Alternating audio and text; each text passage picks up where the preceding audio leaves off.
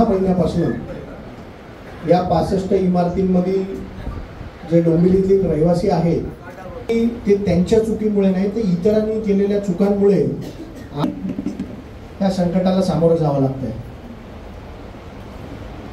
हे ज्या पेपरला काल परवा आल्यानंतर काल सकाळी उद्धव बाळासाहेब ठाकरे यांचा मला दूरध्वनीवरनं त्यांनी या 65 इमारतींमधल्या सर्व रहिवाशांच्या पाठीशी खंबीरपणे उभा राहायला पाहिजे आणि त्याच्यासाठी आम्ही आमचे आज सर्व या जिल्ह्यातले पदाधिकारी बाजू मांडण्यासाठी इथे आम्ही आलेलो आहोत। याच्या पक्षाचा किंवा आमचा कुठल्याही अनधिकृत बांधकामाला कधी पाठिंबा नसतो।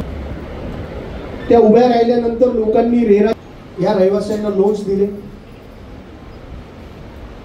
आणि या लोन्स दिल्यानंतर या लोकांवरती जे 6 महिन्यापासून ही लोक जे भोगतायत 65 बिल्डिंग मध्ये वास्तविक प्रथमदर्शनी जमीन मालक, विकासक आणि वास्तुविशारद हे त्यांचे मेन प्रमुख दोषी आहेत आणि अशा 65 बिल्डिंगी नाही आहेत। अशा वर्ग 2च्या जमिनीवर 960 बिल्डिंगी आहेत। याच्यामध्ये प्रमुख सर्व दोषी आहेत ते केडीएमसीचे माननीय आयुक्त साहेब, तत्कालीन जेही असतील ते आयुक्त साहेब, एडीडीपी असतील, त्याच्यानंतर सर्वे असतील, त्याच्यानंतर कलेक्टर ऑफिसचा कार्यालय सुद्धा याच्यामध्ये दोषी आहे आणि याच्या संबंधित सर्वात मोठा गुन्हेगार आहे तो रजिस्टर ऑफिस। याबद्दल मी पुणे रेव्हेन्यू डिपार्टमेंटला कमिशनरला सुद्धा तक्रार केलेली आहे। संबंधित त्यांच्याशी कागदपत्र त्यांनी जिल्हाधिकारी ठाणे यांच्याकडे सुपूर्द केलेली आहेत। तरी माझी अशी मागणी आहे की या बाबतीत सुरेंद्र टेंगळे, सचिन केदार यांनी वर्ग 2च्या जमिनीवर त्या अधिकृत आहे असं मला लेखी स्वरूपात दिलेलं आहे आणि सर्वात महत्त्वाचं की असे कुठल्याच जमिनीवर शासनाच्या जिल्हाधिकारी महसूल विभागाच्या जमिनीवर आम्ही आराखडे मंजूरच केले नाही असं सुरेंद्र टेंगळे यांनी मला लेखी दिलेले आहे। संबंधित आयुक्तांना आतापर्यंत मी 8 ते 10 पत्र दिलेत। आयुक्तांनी आतापर्यंत एकही पत्राचे उत्तर दिलेले नाही। यामुळे मी आता त्यांना एक 8 ते 10 दिवसापूर्वी आरटीआय दाखल केलाय। त्या संबंधात त्यांनी मला उत्तर द्यावे ही माझी नम्र विनंती आहे। आमच्या पक्षाचे प्रमुख माननीय उद्धव बाळासाहेब ठाकरे यांचा काल आम्हा सर्व पदाधिकाऱ्यांना दूरध्वनी आला होता की या ज्या 65 इमारतींचा विषय आहे याच्यातली काही लोक उद्धवजींना भेटण्यासाठी गेली होती आणि या 65 इमारतींमध्ये राहणाऱ्या जे 3,500-4,000 हजार रहिवासी आहेत यांच्या डोक्यावर जी टांगती तलवार आहे कारवाईची आणि या रहिवाशांचा कुठलाही दोष नसताना आज यांच्यावर कारवाई होते, याच्यासाठी उद्धव बाळासाहेब ठाकरे आमच्या पक्षप्रमुखांनी आम्हाला या लोकांच्या पाठीशी खंबीरपणे उभं राहण्यासाठी सांगितलेलं आहे आणि त्याची ही सुरुवात म्हणून आजची पत्रकार परिषद आहे। आम्ही आज सर्व पदाधिकारी पक्षाचे इथे उपस्थित आहे। ज्या लोकांनी यांची फसवणूक केली त्यांच्यावर कोणतीही कारवाई न करता ज्या लोकांची फसवणूक झाली आहे त्या रहिवाशांवर आज कारवाई होते आणि 10वी-12वीच्या परीक्षा सुरू असताना या अशा पद्धतीची कारवाई करावी हे प्रशासनाचं दुर्दैव आहे। याच्यामध्ये प्रशासकीय अधिकारी जे इन्व्हॉल्ड आहेत, ज्यांनी रेराचे खोटे पेपर बनवले त्यांच्यावर कुठलीही कारवाई नाही, ज्यांनी खोटे रजिस्ट्रेशन केले त्यांच्यावर कुठलीही कारवाई नाही।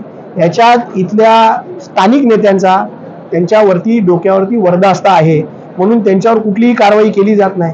आज एक रजिस्ट्रेशन करायसाठी 3.5 लाख 2-2 लाख रुपये घेतले जातात। हे खोटे रजिस्ट्रेशन होतात कसे?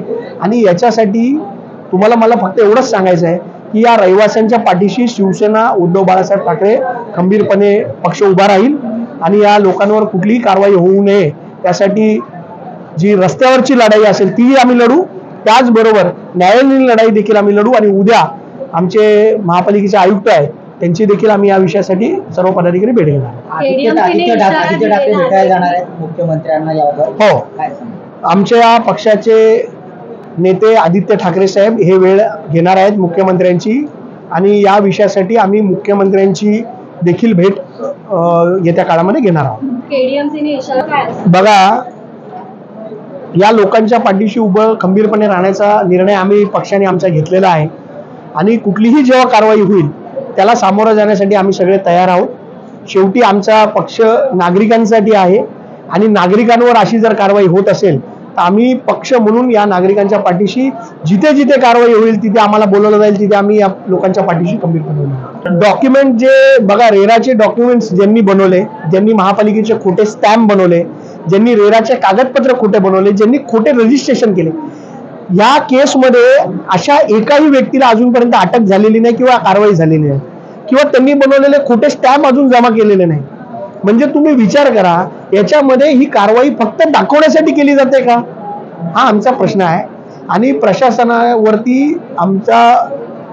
आमचं एवढंच म्हणणं आहे की तुम्ही ज्यांनी फसवणूक केली त्यांच्यावर सोडून ज्यांची फसवणूक झाली त्यांच्यावर कारवाई करता.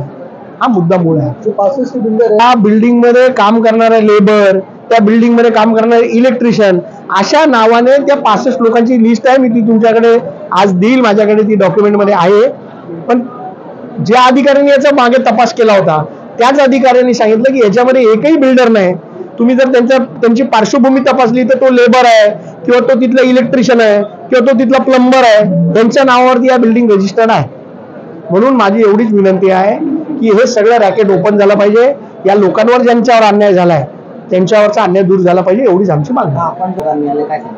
याच्यातल्या जवळजवळ 40% जे बिल्डर, जे फ्लॅट धारक आहेत त्यांना पंतप्रधान आवास योजनेचे देखील पैसे मिळाले. ह्याचा मुद्दा कोणीच मांडला नाही आजपर्यंत. त्याचा खुलासा आज आम्ही करतोय की याच्यामध्ये पंतप्रधान आवास योजनेचे पैसे देखील मिळाले. म्हणून पंतप्रधान आवास योजनेतील जे अधिकारी आहेत ते या जे खोटे ज्यांनी पेपर सादर केले त्यांच्यावर गुन्हे दाखल करणार आहेत का? ज्या बँकांनी लोन दिलं त्यांच्यावरती कारवाई होणार आहे का? SBI, HDFC, कोटक अशा मोठ्या बँका याच्यामध्ये इन्व्हॉल्ड आहेत, त्यांचे अधिकारी याच्यामध्ये इन्व्हॉल्ड आहेत, त्यांच्यावर कुठली कारवाई होणार आहे का? कारवाई फक्त नागरिकांवर. हा कुठला न्याय आहे? नाही, तुम्ही बघा ना, रजिस्ट्रेशन ऑफिसमध्ये या लोकांनी जाऊन रजिस्ट्रेशन केलेलं आहे. याचा अर्थ त्यांच्याकडे डॉक्युमेंट्स होते.